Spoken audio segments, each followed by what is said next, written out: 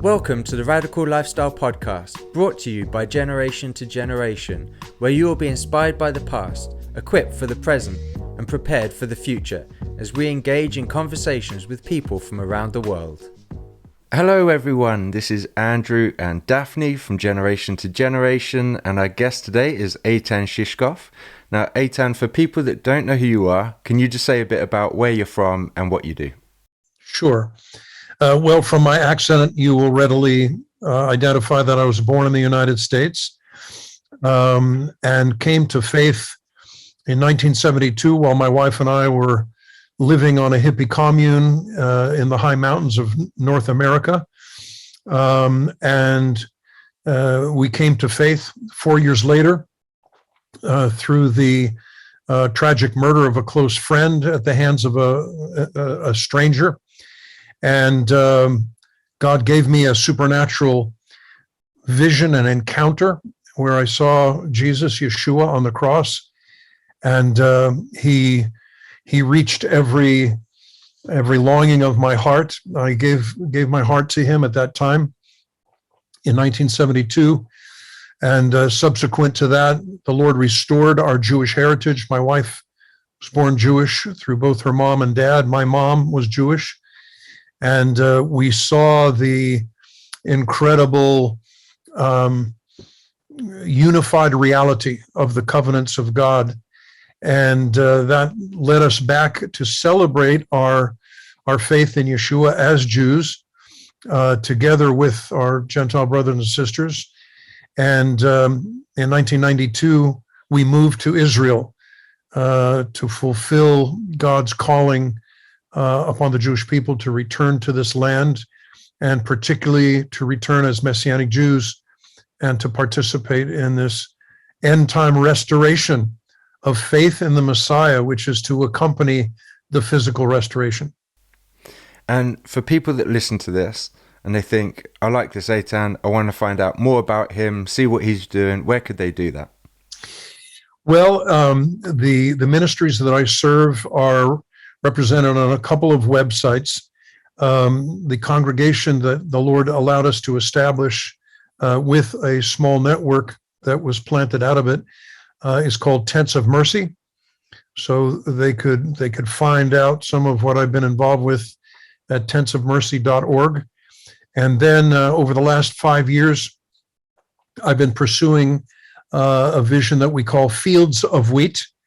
The inspiration behind that is to draw together and to serve the youth of Israel, both Jews and Arabs who love Jesus, into youth camps and young adult discipleship. And we're looking toward establishing a facility in northern Israel. But meanwhile, we're busy equipping the young people. That's called Fields of Wheat. And that website is similar, fieldsofwheat.org. Okay, and I will put those links in the description box, so if you're listening, they're there ready for you to go and check out. Well, we could go in many directions from what you've said. You know, my heart's going, oh, let's find out more about this, but we can only do so much in one podcast. So before we start leaping into all those directions, can you take us back a bit before that? So can you tell us a bit about your upbringing? Of course. Because your parents... Did you grow up Orthodox? What happened? No, I'm the product of a mixed marriage. My mother was Jewish, my father was not. And their meeting point was humanism. So I really grew up neither as a Jew nor a Christian. And in my home, the idea of there being a creator God to whom we were accountable was just non-existent. And that type of religion was thought of as being, kind of like mythology, legends, something that people use as a crutch.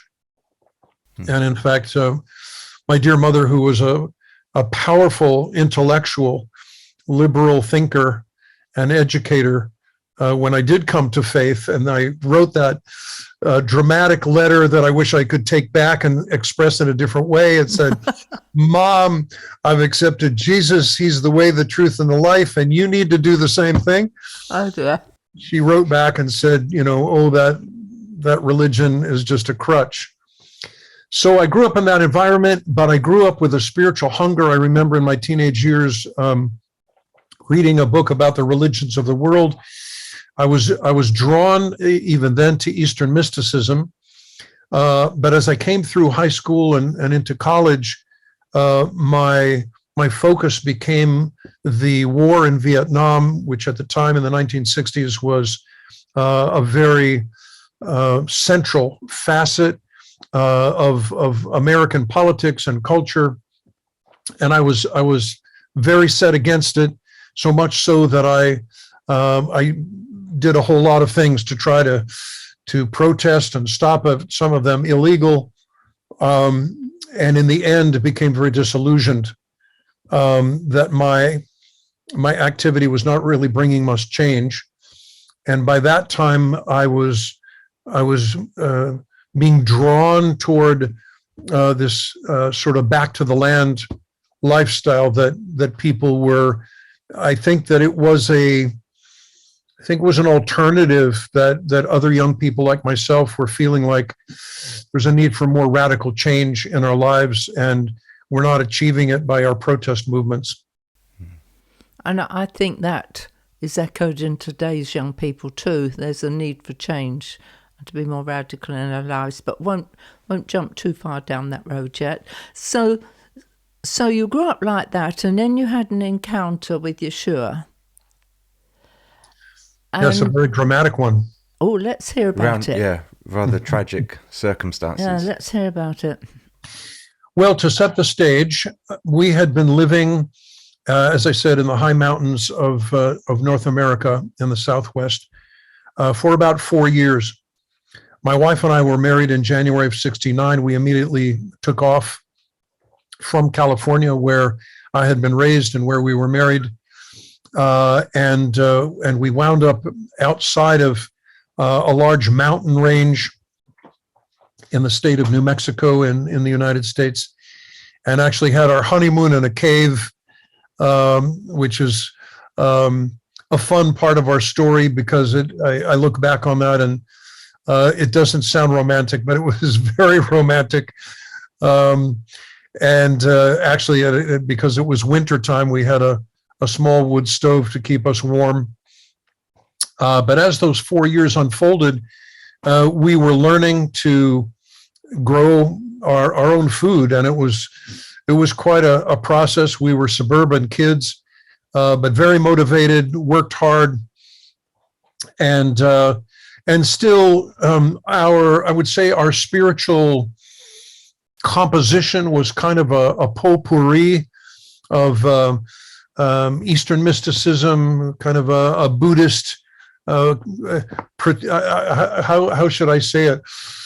Pretending to be, trying to be what we imagined it would be like to be a Buddhist, together with nature worship. I was really fell in love with the natural world, because we were living unprotected, in a sense, in close contact with nature. Watched the seasons, was really inspired, wrote poetry about it, and then also a sprinkling of Native American mythology, which kind of is the idea of the sacredness of creation.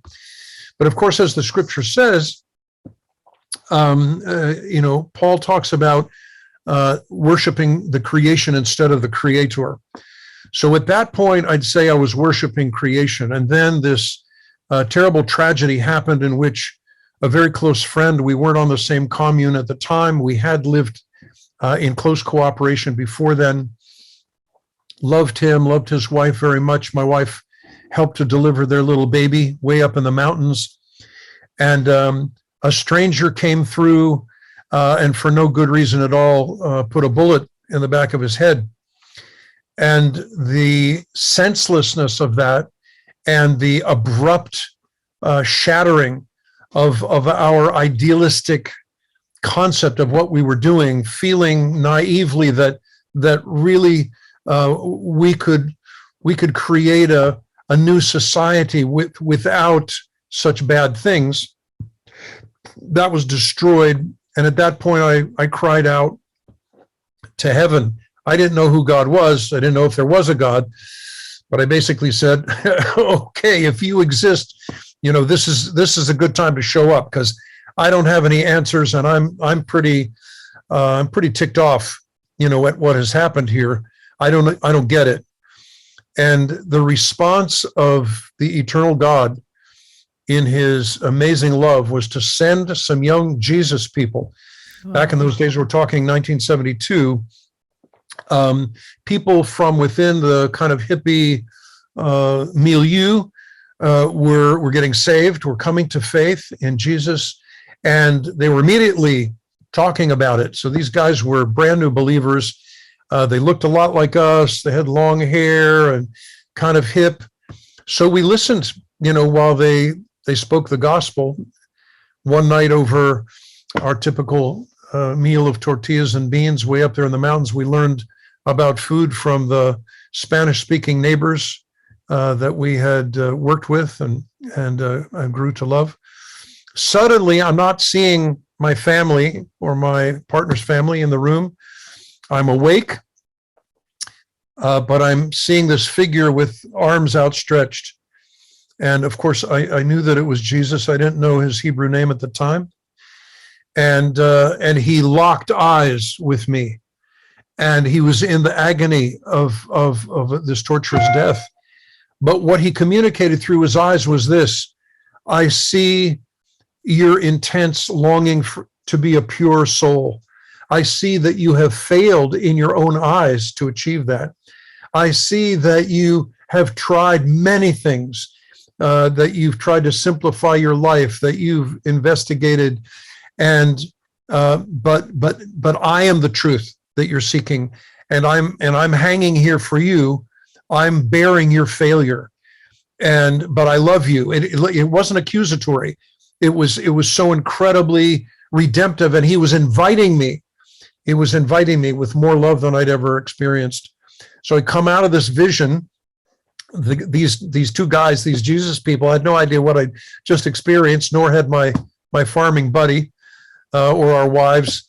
And the next thing I heard was, so do you want to accept Jesus as your Lord and Savior? Well, I just seen him. So what else was I going to do? I wouldn't be honest to my own experience if I said, well, I don't know, let me think about it. So I said, yes. So they said to me and to my farming buddy, it turned out later secretly our wives had already prayed a prayer of salvation. But my buddy, who was also Jewish, and I knelt down on the dirt floor of that cabin high in the mountains and repeated the sinner's prayer and invited Jesus into our hearts. It turned out that my buddy became a major leader in the modern Messianic movement, has written 5 books and spoken in many countries around the world. And the Lord used both of our lives. He took a couple of dirt clods, kids. He was also from the suburbs of LA, a couple of suburban kids from outside of LA, and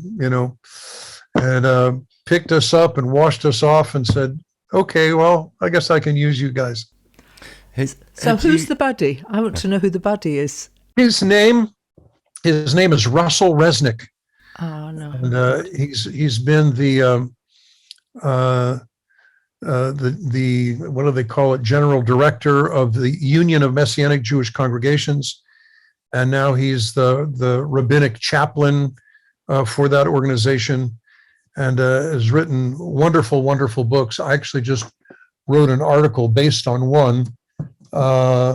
It's called A Life of Favor. It's about the see, I got to get this right in the camera. It's I have the that's it. Yeah. That. Yeah. There you go. So you had to seek favor from the Zoom settings there. So. Yeah. So anyway, because he eventually earned a master's in counseling and has been a family therapist, he wrote this book and a number of other ones as a Messianic Jew. And just my admiration and pride is enormous for Russell. He's really well, maybe we can get him on next. Well, my brother. Yeah, he lives in Albuquerque, New Mexico. Right.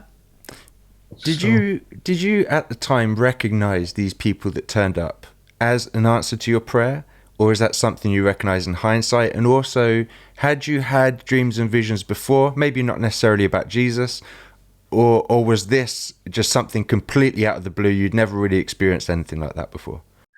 Well, that's a great question, Andrew, which, by the way, Andrew is my given name.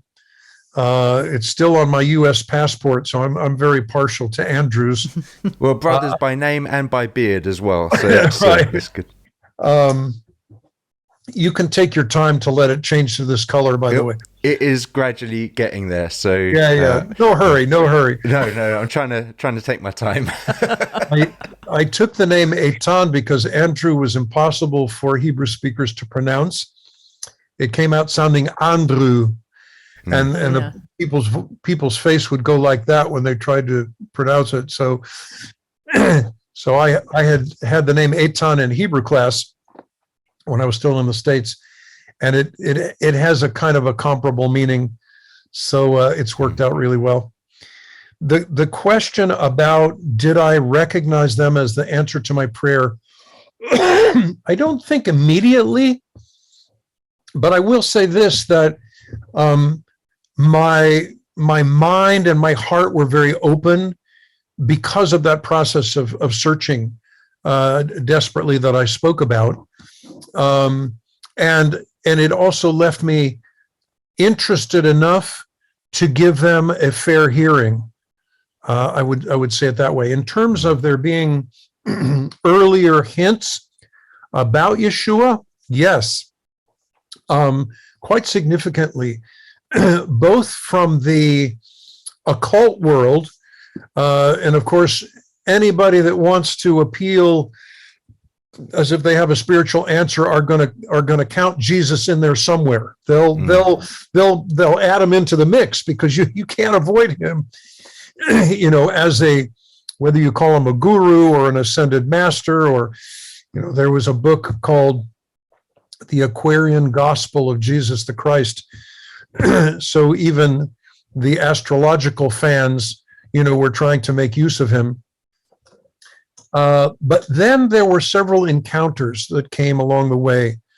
A girlfriend of mine in college, her family came into a kind of a spirit-filled experience. They were denominational Lutherans, but really, really came on fire with the love of God through Jesus. And that kind of lodged something in me, even though at the time I was very resentful. Later on, a Baptist preacher came all the way out to our hippie commune to give us the good news. He even brought hymn books, and he wore a tie and a suit. I mean, it was like sort of really, if you could create a video or a movie of it, it would be absolutely hysterical. And yet the guy's dedication, to try to reach us, was certainly admirable. And I felt something while he was talking. So, yeah, there were, and if a person is a spiritual seeker, and lets go of enough prejudice, there's no question that the life of Jesus, the life of Yeshua, has to be reckoned with on the stage of spiritual history. So, just as a person that was looking for spiritual purity and truth and a way to be transformed on the inside, I was meditating. I didn't want to be a selfish person anymore. I have to say that there are still remnants of that selfishness, but we the Lord keeps working with us. But yeah, there was something that was being prepared.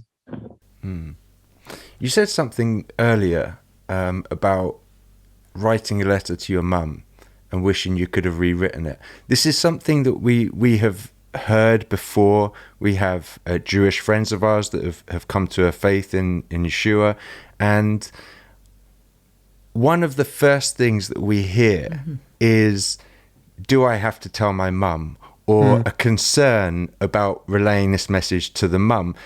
Could you is this something you could just explain a little bit? Why is it so significant, this concern for the mum? We don't hear it about the dad, but it's referring to the concern about the mum. That's interesting. In my case, it was probably because my mom and I had more of those philosophical discussions over the time of my growing up and teenage years and whatever than I did with my dad. My dad was a deep person also, but he was less conversant. It wasn't sort of the stuff of our relationship. He taught me to play baseball. He taught me to play golf. But with my mom, we would get into some fairly deep conversations during my teenage years. So that was one thing. But another thing is that it's obviously a love. It's a love that we have for our mothers who nurture us, and obviously we want to share when this most significant transformation happens, and we discover the truth of all truths. That we want to convey that. I think there's a desire to, not to make it sound too lofty, but to spend eternity, with a person that brought us into the world. For me, it wasn't that I wanted my mom to come to faith more than I wanted my dad, but I think my correspondence with her allowed a little bit more of that, of that intimacy or self-exposure, but it backfired, as I said. And, I don't know how many stories you've heard where people have related an initial zeal, to have messed things up. I mean, it took me about 20 years to recover the favor of my sister in terms of, blurting out, what I was freshly, what was exploding in my heart that I wanted to share, but did so without wisdom. Ultimately, our relationship was healed so much to the point that we walked through our parents' later years with incredible connection, heart to heart. She's not yet a believer, though I've been praying for 49 years since I came to faith, and I'm still trusting God to turn the light on for her. I love her very much. Well, the one moment that when we were in India, they were explaining to us there that they tell people when they come to faith in Yeshua not to say a word, but wait until they say what's happened to you. And I thought there's a lot of wisdom in that and a big challenge. It means you've got to live it out before you open your mouth. But so many times we hear of Jewish people coming to faith, and I'm saying this very deliberately, in Jesus, being led to him by Christians, which is a good thing. Amen. And they end up becoming Christians in the church, right? Now, I'm not putting any of that down, meaning it doesn't matter, but I think there is a huge piece that's missing, and I think it's something that is being brought to light more and more. Now, how did you move from being caught up as being a Christian in the church to recognizing that actually you are Jewish and you have one new man with us, but you have your own history, and to live out who you were created to be, just as we are commanded to live out who we were created to be. So can you tell us what made that movement? How did you end up not being pulled into the church? Well, I love that question. Really, the key to it, Daphne, was a revelatory moment while I was reading the New Covenant account of the Last Supper. And, you could call me slow on the uptake, but I just had not seen what that Last Supper was, that it was Passover. Yeah. That it was the Passover meal. And it's so obvious. Now that I think of it, I'm almost embarrassed to say it, but it's part of my story, because nobody had pointed that out to me. Interestingly, I was in a Bible college, an evening Bible college. By that time, we had 2 little children. So I was working during the day to support the family, but I was eager to get training. I felt a call to ministry. So I was studying at night. But none of the teachers had really the understanding of the continuity of the covenant. So the fact that the Old Testament or previous covenants and the New Covenant, New Testament, are integrally related to each other. You can't have one without the other. Nobody really addressed that. So I'm reading about the Last Supper, and it dawns on me that this is Passover. And it was as if the light went on. Maybe only second to my salvation experience was that revelation, profound, life-changing, and just so impactful, because in that moment I understood several things. I understood that Jesus and the disciples were Jewish. I understood that the celebration of Passover and the Exodus story itself were integral to the gospel. I understood that there was a continuing identity and a purpose in my celebrating my Jewish heritage and my Jewish roots as a believer in Jesus. And the amazing thing is, and I know this is hard for Jewish people to understand who don't know the Messiah yet, had it not been for Jesus, I would not have made that discovery. I would have continued as whatever, a kind of a hippie mystic, okay? But the coming to faith in Yeshua without knowing the reality of or the significance of him as the Messiah of Israel and the connection with the Hebrew Scriptures, then led to this discovery, this revelation. And from that point on, and to my wife's credit, she also came, we embarked on a fresh part of our journey together to discover, what does this mean? How are we supposed to live this out? And, there was the obvious component of wanting to share our faith with other Jewish people in a way that would communicate with them. But our original inspiration was not evangelistic. Our original inspiration was life content. Okay, what does this mean about our calendar? What does it mean about our whatever? Are we supposed to adjust to the Levitical guidelines for what is, what does a person of Israel eat? And there's no greater credit in what you eat or don't eat, but it's a matter of identifying with our people and realizing that the Torah, or sometimes called the law of Moses, but the word law is really problematic because it's not about a legal system. It's really about a way of life, which is a better translation of Torah. And reflecting God's faithfulness with our people. And so this journey began, and it was, I guess it was like maybe spring of 75, 46 years ago, more than 46 years ago, that we celebrated our first Passover as Messianic Jews. Mm-hmm. So, I could go on and on about what happened, the implications of it.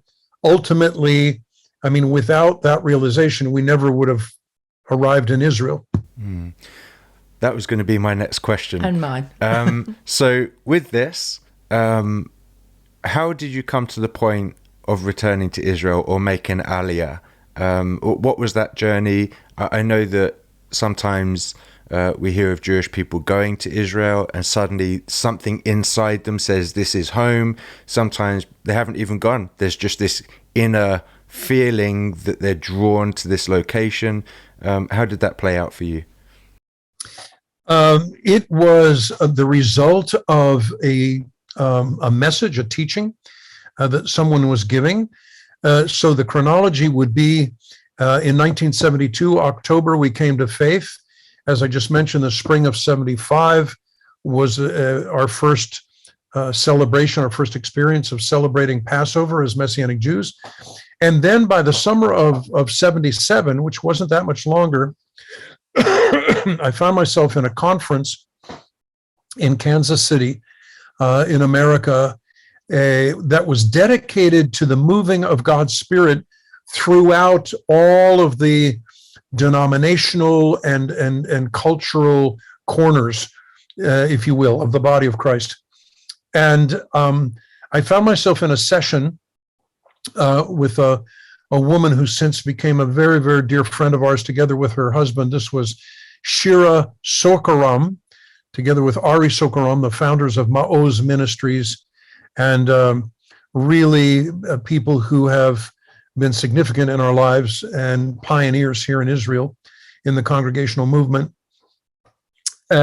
She was talking about teaching from the prophetic books, from Isaiah and Jeremiah and Ezekiel, about the return of the Jewish people who had been exiled from the land of Israel, of their end time return, which is prophesied by all of those major prophets and more.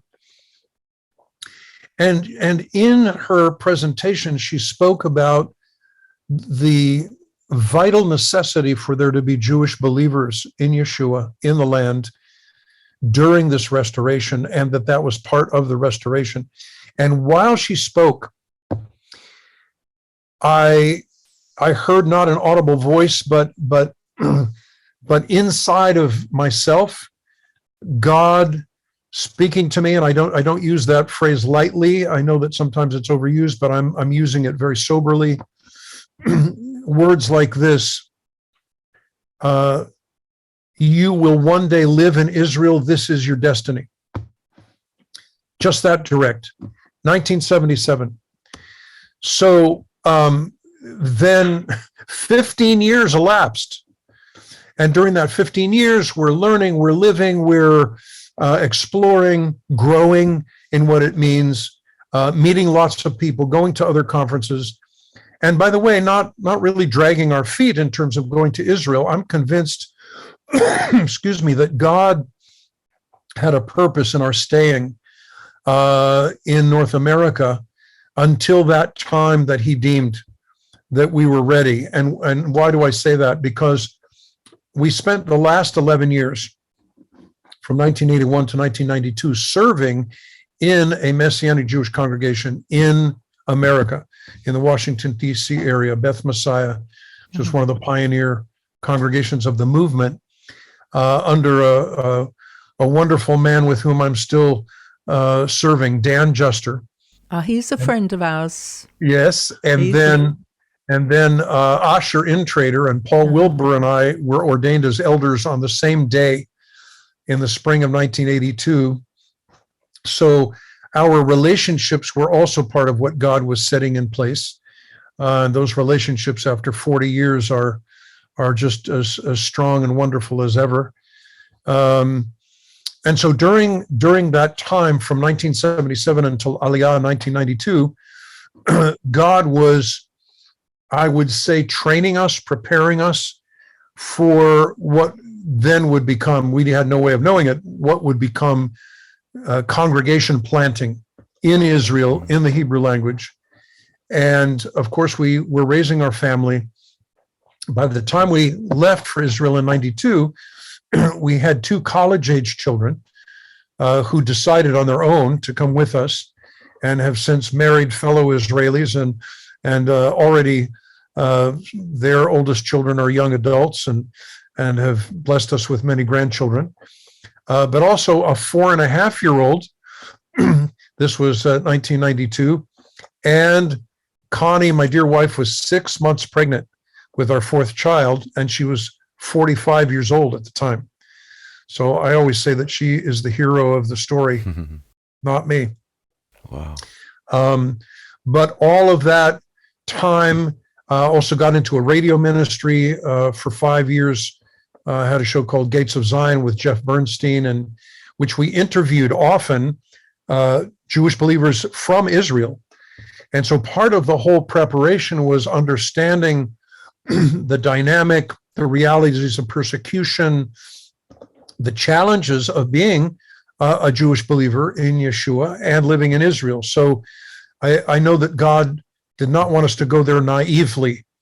And then I'll just wrap up this answer by saying that we also understood along the way that many Messianic Jews were economically challenged here in the land. And so we had relationships with Messianic Jewish and Christian businessmen who helped us eventually start businesses. Both Asher Intrader and myself founded businesses or bought businesses in our early years, in the early 90s here in Israel, which neither of us was a businessman. And so we didn't really endure the rigors of business in Israel, but it was an irreplaceable education in what it means to live and work in this country.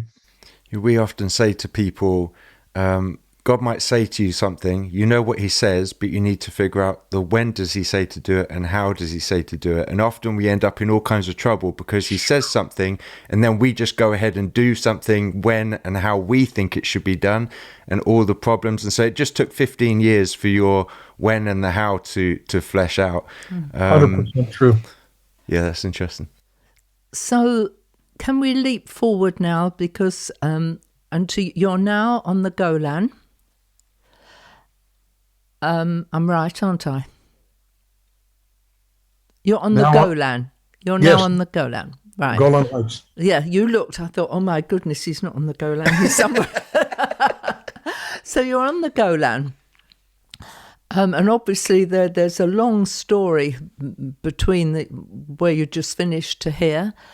Can you talk to us about fields of wheat? Because this is something that we are personally passionate about. We have been tracking with you, but what you are doing there is, I said to Cody, who works with you when you were having the young people's camp, if I could get on a plane and come and be part of it, I'd be right there.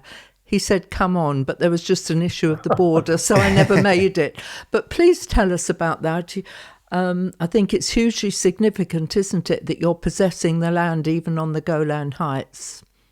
It is indeed. It is indeed. Well, a little bit of an introduction would be that in planting congregations over a couple of decades, I saw the need for the young people in our Hebrew-speaking congregational movement to understand themselves as Israeli Jews, to understand the gospel in its original Jewish context, and thus to be equipped to respond to their families, to the people of their generation, to be witnesses, as it were, in this nation, which, of course, as I'm sure your viewers know, there's not been an indigenous communication of the gospel of Yeshua in Israel for nearly 2,000 years.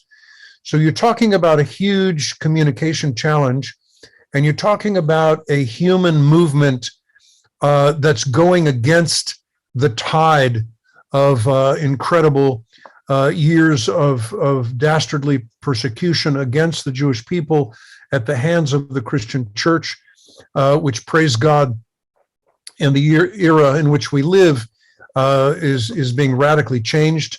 Actually wrote a book being so touched by that, called What About Us? The End Time Calling of Gentiles in Israel's Revival. And to attempt to work with this, there we go, work with the camera, there it is. So I wanted to equip the young people. So we founded something called Katsir, harvest is what it means in English, in order to equip young people to be the leaders, the workers and leaders in the final harvest leading to Yeshua's return. Over the years, we were renting one facility after another. And by the way, these conferences drew young people from as many as 40 different congregations. It wasn't just for our network. And exciting things were happening, and we were seeing young people's lives really changed. But I kept feeling the lack of a facility, and so the years went by, and I was sitting at a large facility here in Israel that's owned by an American denomination, and I just felt instinctively, strongly, just one of those moments of sensing God reaching into my heart and saying, Eitan, I want you to do something about this. The young people of this country and your movement need a place to have children's camps and youth conferences and family events. And so the Lord planted this seed in my heart that I've never been able to remove. And so we proceeded on a journey. But along the way on that journey, the Lord ultimately led us and took our eyes to the Golan Heights, which is a part of Israel that's in the far north. Interestingly, it is historically the last area where Messianic Jews were living. We're talking about the early centuries of this era, after the destruction of the temple, up into the second and even parts of the third century of this era, AD. There were Messianic Jewish communities there. So interestingly, God kind of led us a step at a time up into this area as we were looking for property.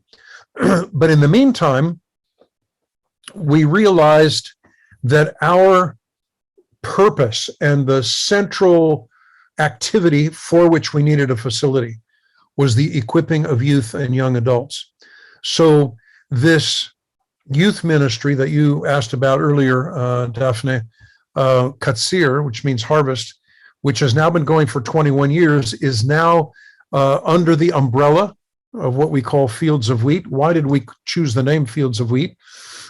Because Yeshua says in Matthew chapter 9, when there was this huge crowd of people gathered, he said they're like sheep without a shepherd.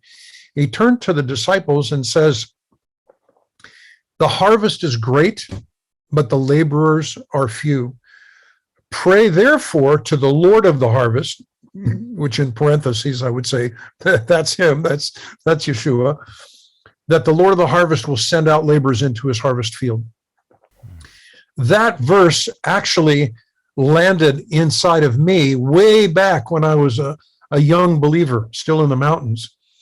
And so this idea of there being an incredible harvest, and in another place, Yeshua says that the harvest is the end of the age.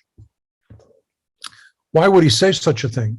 Well, I believe it's because the compassion of God the Father is wanting to spread out through all the earth as we approach the time, the end time judgments that are spoken of by the prophets, the book of Revelation, book of Matthew, Luke, wherever the end times are spoken of.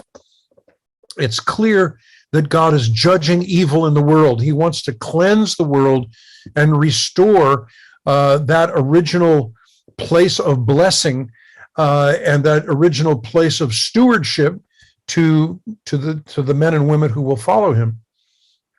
So this idea of the end times not only being sobering anticipation of judgments and plagues, etc., but of it being a motivating time to prepare young people to shine with the light of Yeshua, to understand their faith, to walk in their faith, to be fully orbed believers who will be able to convey the power of God's love into their generation and all those who will listen. And one extra factor in terms of the north part of Israel is that God had placed in our hearts separately, all of us on the team, over time, a love and a burden for our Arab believing brothers and sisters who are no less a part of the body of Christ than we are. And in fact, I believe that there's to be a a testimony that goes out into all the world that the reconciliation that the United Nations and anybody else has not been able to achieve between Arab and Jew is profoundly achieved and eternally achieved through Jesus, the Messiah. And so we want our young adult discipleship to reflect that. And so we're inviting together young Jews and Arabs, people in their 20s. The Harvest Katsir ministry is for teenagers. And the next step after that is what we call Harvesters, similar name, indicating also that we're going to be equipping them. So that's a very long answer to your question, but this is what we're doing on the Golan Heights. Well, to us, the fruit and the success of a ministry, and this may sound terribly judgmental, but it is what we live and breathe, is what you are imparting to the next generation. Because if you are not, it will die when you die, and you're burying your talent in the ground. I also, I'm excited about the fact that a generation of young people are being equipped and rising up in Israel, because the gospel is meant to go from Jerusalem, Judea, Samaria, to the ends of the earth. And sadly, the church has destroyed that. Jerusalem is where you live. You start where you live. And I'm like, since when did Jerusalem become the town where we live? And so the thought that from Israel will go out a generation who will be a part, we have our part to do, who will be part of taking the gospel full circle from the place where it started back to see the King return. So... Which is also echoed in Isaiah's words. Ki tetzei Torah me Tzion, me Yerushalayim, v'davar Adonai me Tzion. That the word of the Lord will go forth from Jerusalem, and the good news will go forth. I'm doing a bad paraphrase because I'm also stirred up, Daphne. You got me going. Yeah, and I will say we are trying to do our part, because we do have a thing called the Issachar Network, where we have facilitators who are facilitating small groups to prepare an Issachar generation across the earth. And we have several groups coming out of Israel where there are facilitators from Israel are leading groups where people are in Singapore, they're in Malaysia, they're in Dubai, they're all over the earth, in China. Yes, we're about to launch, I think, 2 more groups, one from Haifa, where the facilitators are in the land. And so, that's just... Different kind of expression. It's a kind of expression, but I'm going to hand it over to you, Andrew, because I can't talk about this. She's right on the edge. I've just finished. Talk about the next generation and talk about the return of Jesus. Put them together and I'm done. So you can have the next question. That's wonderful. In our conferences, we talk about that there are 2 groups of people responsible for raising the next generation. Biblically, we can only find 2 groups. One is that parents are the primary disciplers of their kids. And the second is that one whole generation is responsible for the next. And talking to you, I love hearing your heart and your passion for that next generation, that this isn't a calling that you had to the next generation. This is you being obedient to that command to reach the next generation. And you're talking about the importance of raising them for the end times, for the years which are ahead of us. Can you talk more about that? Because this world we live in right now is shifting so fast. The challenges just come faster and faster and faster. Can you talk a bit more about the importance of being intentional with how we raise, we prepare this next generation for the years that are ahead? I'd be delighted to, and I'm turning in my Bible to a passage that you both know very well. The last book of the Hebrew Scriptures, the book of Malachi or Malachi, has this context talking about the end of days. It's the whole the whole context of the book. And in the last verses of the entire Hebrew scriptures say this: "Behold, I will send you Elijah the prophet before the coming of the great and dreadful day of the Lord." Now, what it means by Elijah the prophet, I think it's speaking about a generation more than about a specific person, but that's open to interpretation. "But before the coming of the great and dreadful day of the Lord, and he will turn the hearts of the fathers to the children, and the hearts of the children to their fathers, lest I come and strike the earth with a curse." This is a very serious statement, and basically what we could say is that God is so intentional about this intergenerational. It's a friendship, it's a nurturing, it's a giving of inheritance, receiving inheritance, it's a mutual respect. And I predicate my spiritual fathering and my family fathering and grandfathering on the idea of mutual respect. It's not just that the kids or the younger people need to respect me. I need to respect them, and they will feel that. And I think that often we don't project that as the elders of the tribe, but I have seen it be a key to gaining the favor and gaining the hearts of young people, because I don't discount them. I see them. I don't know, maybe it was because of excuse me, my craziness when I was young, and my desire to change the world, that I identify that in them, identify with their idealism, identify with their sometimes confusion and trying to find themselves. But what this is, if I can sort of dive into the organic aspect of it, because it's very relational.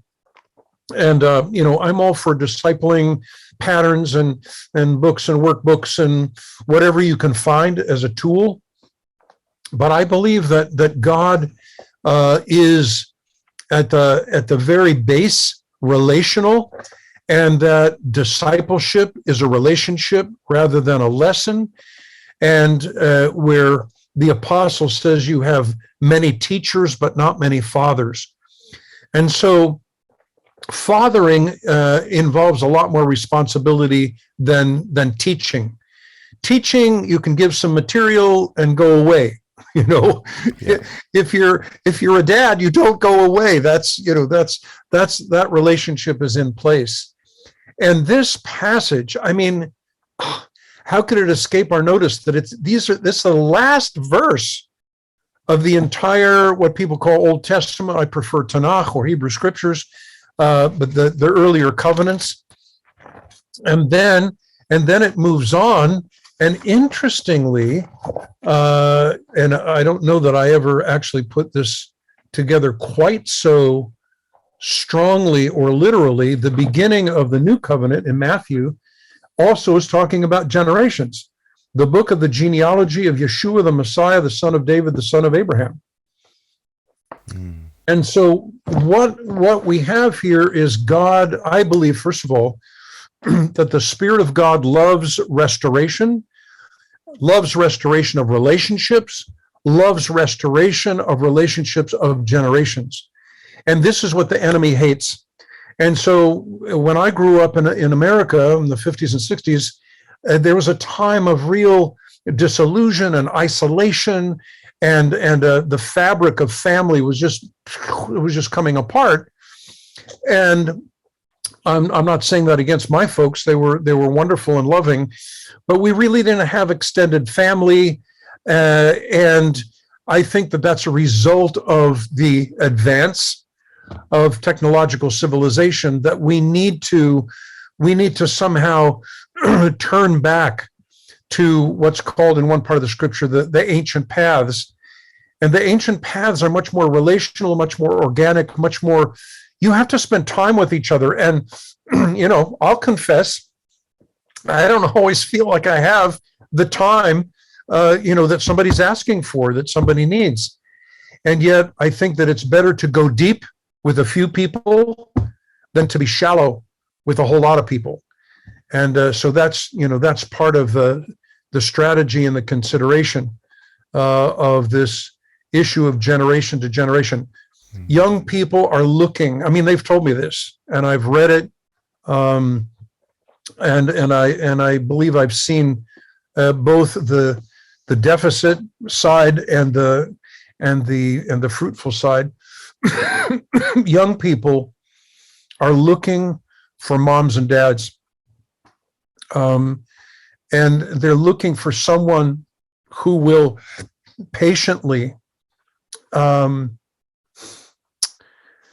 hold their life as a sacred thing and not judge them. Not that we're supposed to, be soft on sin or say, oh, that's okay, but rather to really cherish those young people that God places in our life. And this is an issue of waiting on God. I mean, Yeshua himself, the master, took all night, and God communicated to him, all right, here are the 12 guys I want you to work with. So if the master, the Son of God, the Messiah, the ultimate teacher and discipler, chose 12, I need to pay attention anyway, that I'm not, overreaching. But I'll just add one more element, and that is a word that gets overused, but is absolutely central. And that's the reality of love. God has loved us beyond measure. I saw it in Yeshua's eyes back in the mountains 49 years ago. And he wants to transmit that love through us. One time I was asking, this was here in Israel, asking the Lord, I don't feel like I'm reaching people the way I want to reach with Yeshua to help them find their Messiah. Help me out, God. And here was what the Lord, was an odd answer. God answers things in weird ways sometimes. He said, use your eyes. He said, I want you to love people through your eyes. Let my love pour out through you. Now, he didn't mean that I shouldn't say anything, but I think the message was this, that there is a transmission that we are built for, just like an electronic transmitter, anything that's putting out a signal, okay, is equipped, it's wired, it's calibrated to be able to transmit a signal. And God has constructed us in his image that we can transmit that signal, that message of love. Wow. There's so many things that you've said that we could dive into, but we will have to save that for another episode. Eitan, thank you so much. We walk in similar circles. We have mutual friends. We've heard your name over the years, and it's always been with a sense of praise and honoring you for all you've done, and thank you for being a fatherly figure in the Messianic Jewish movement. We really appreciate that, and thank you for taking the time to have a conversation with us. I know you're crazy busy, so thank you so much. Oh, my pleasure. I feel like it's been very, very sweet, very upbuilding for us. When we articulate these things, it amplifies them for us. So thank you. And I never expected, all of this to happen. So thank you for your honoring words. I'm just, I'm amazed at what God can do with a person's life, and that includes what he's doing through you guys. So God bless you and continue serving him. Thank you so much. Thank you for listening to this episode. If it inspired you, please rate us and subscribe on Apple or Google Podcasts, Spotify, or another podcast platform.